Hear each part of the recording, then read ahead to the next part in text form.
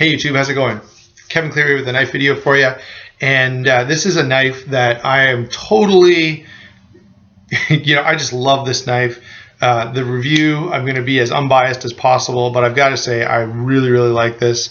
I'm carrying it all the time. I'm, leaving other knives out of the rotation just to include this one. This is the Spyderco Szabo.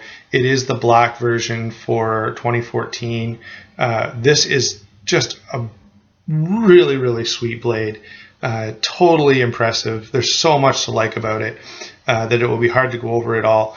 If you're just wondering, should I buy this knife? Will I like it? If you like the look of this knife, in terms of fit and finish, in functionality, you're not going to be disappointed. Now, I will warn you, it's large, and for the rest of you who are going to keep watching, that's where we'll start. There's a little size comparison for you. This is the Cold Steel Recon 1.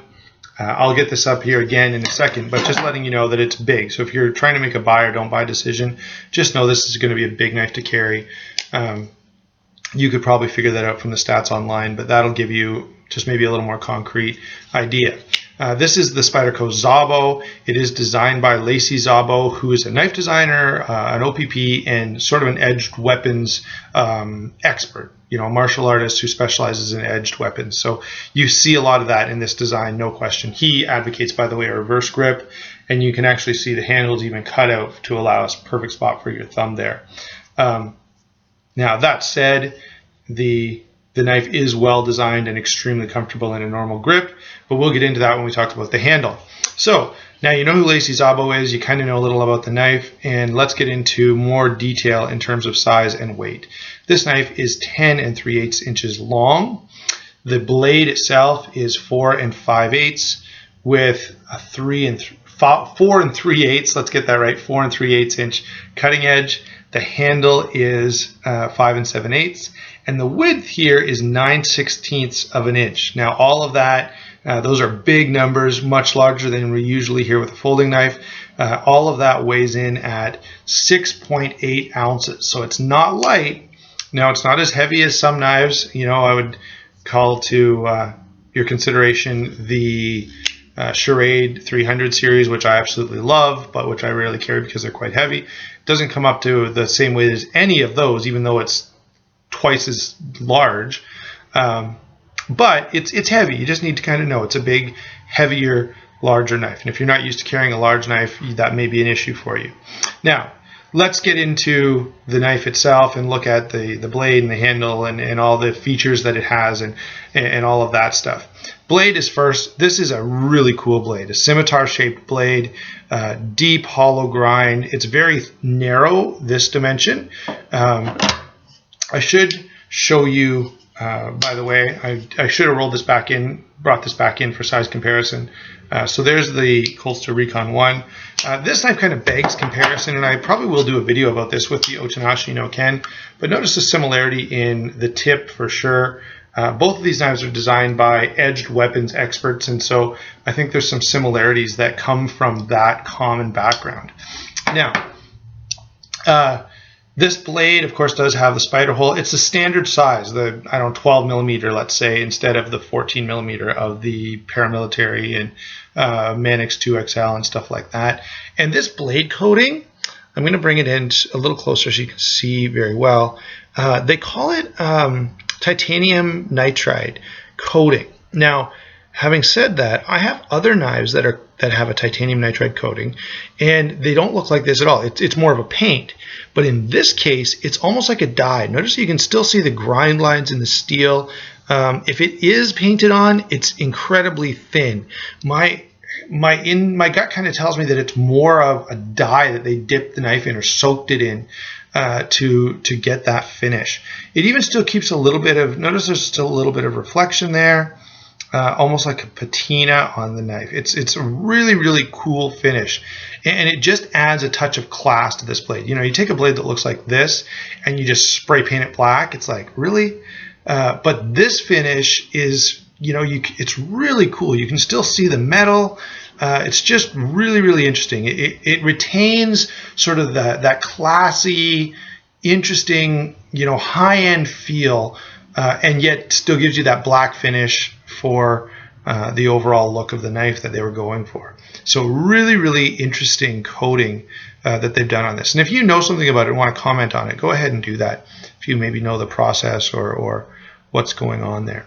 There is this cutout in the back, and I mentioned that Lacey Szabo is an advocate of the reverse grip, knife fighting style. And so that little cutout is actually for checking various appendages. So you can grab an arm or a leg or even the front of a neck without doing any damage with the sharp edge of the knife. By the way, the sharp edge has a ton of belly. It's practically all belly, and this knife is a great slicer because of that.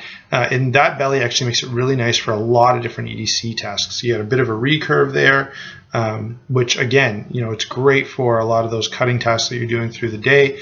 That is, if you are in an environment where you can pull out a knife this big and I've got a little string on my coat, am I sure I want to get this knife out, or maybe I'll use something smaller that I've got with me. By the way, this is an example of a knife that when I'm carrying this, I would probably carry like the Spyderco Native or something else smaller that I can use when I don't feel like having this out in public. Okay. It is S30V steel, and it's a big, thick chunk of S30V. You got this cool swedge on the top, and that makes it a very, very fine tip. Although, if you look, one of the functions of a swedge is it allows you to keep a lot of width right to the end of the knife to add some strength. And so you've got a pretty thick blade all the way down, and that does account for some of that weight. You've got sort of a half choil here at the front, and it also becomes sort of a finger guard or hand guard to keep your hand from sliding up onto this sharp part of the knife. And it actually does that very well. Although there is no jimping, it's still really, really strong in terms of grippiness. The sharpening is S30V, so it's a little tougher to sharpen, but it holds its edge like crazy. The only thing I would say is because of the thickness on this, it can be a little harder to cut through certain materials. Let's say you're cutting a bunch of layers of cardboard, you're moving quite a lot of metal through that. Now, that being said, this handle is so big and so long that you end up having you can get a ton of cutting power because you can really just grip onto that handle. And so it kind of makes up for the thickness of the blade and the difficulty that creates. Let's move into the handle next. I think I've mentioned everything there is to mention about the blade, other than, man, it just looks really, really cool. But let's move into the handle itself. The handle is carbon fiber and G10 laminate. Looks and feels really awesome. Just a totally high-end feeling blade. Even though it's not all carbon fiber, this material is something that Spyderco has done quite a bit of because they've gotten complaints. And any all carbon fiber handle is going to be pretty slick. By combining the carbon fiber and the G10, you do get some texturing and you really add a lot of grippiness. Now, this knife, you probably could have gotten away with a perfectly smooth scale just because the shape itself is so suited to your hand, but I actually like the move to the carbon fiber G10 laminate. The lockup is the compression lock, but it's a modified compression lock.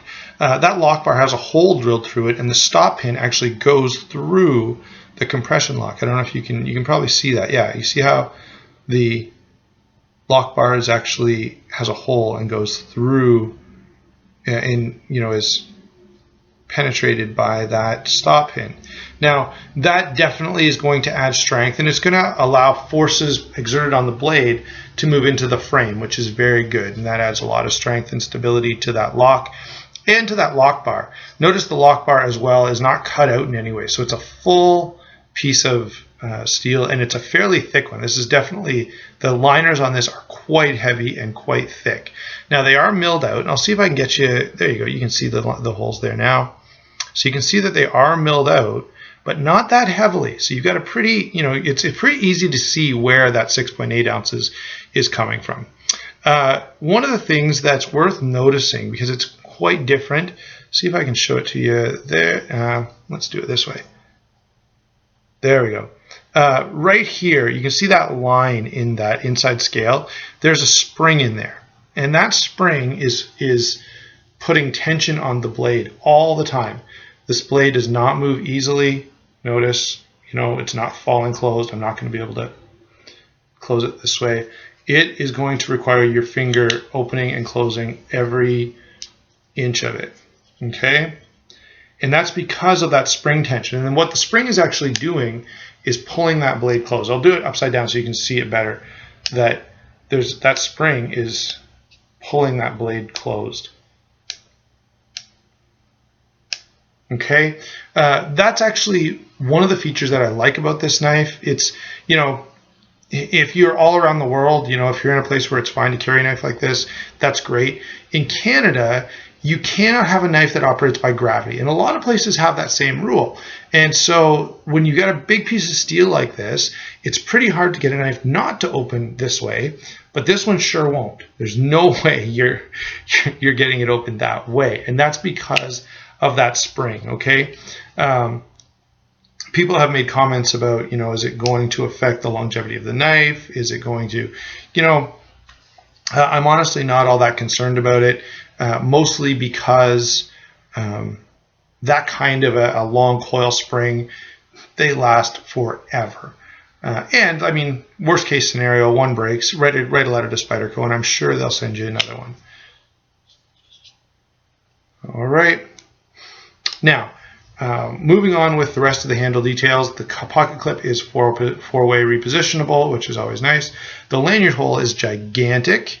The standoffs are just what you expect in a higher-end knife. They're big, beefy standoffs. They definitely did not chintz out on that. And of course, it is all Torx bit construction. So I think that pretty much covers the handle. Very comfortable handle, very cool looking, very interesting design on that. And the blade, of course, as you saw a minute ago there, does almost completely disappear into that handle. Phosphor bronze bushings there. And I'm going to call this a modified compression lock. I don't know if other people have phrased it that way. But that's it's like a slight mod to that compression lock. So there you go. That is the Spyderco Szabo. Really, really cool blade. I gotta say, I just love this knife. It's too big probably for most people EDC. However, I've been EDCing it and really enjoying it. I find it comfortable to use. I find the blade shape extremely useful and versatile. And so, yeah, there's lots to like about this knife. It is certainly on the higher end of the price range. However, these are coming down, and you can start to get them for, slightly lower prices than what they first were when they were out there. And so if you're interested in this knife, I don't think you'll be disappointed. Really, really cool. I haven't heard a lot of people complain about any particular aspect of it, and I've watched a fair number of videos, tried to read up a little bit. Normally, if there's a problem, you'll see that being reflected somewhere. Everyone, for example, Zero Tolerance 0561 or 0560, when it first came out, everyone was complaining about the lockup. So that was obviously a problem. By the way, they fixed it, but it's just my example to say, if something's really wrong, you generally find out about it. All right, so there's the Spyderco Szabo. Excellent, excellent folding knife. Tons of style, tons of cool factor. Plus, you get a very functional knife. So you end up with, essentially you end up with functional artwork. It is a really cool looking blade, and yet it's going to do everything that you need a folding knife to do, and do it well, and be a lot tougher and more hardy than a lot of similar knives, or a lot of knives that we'd think of as like gentleman's knives. This thing is a gentleman's knife, but man, it's well built and it's really heavy duty. There you go. That's my take on the Spyderco Szabo. Totally love this knife, and I hope you liked the video. Talk to you later.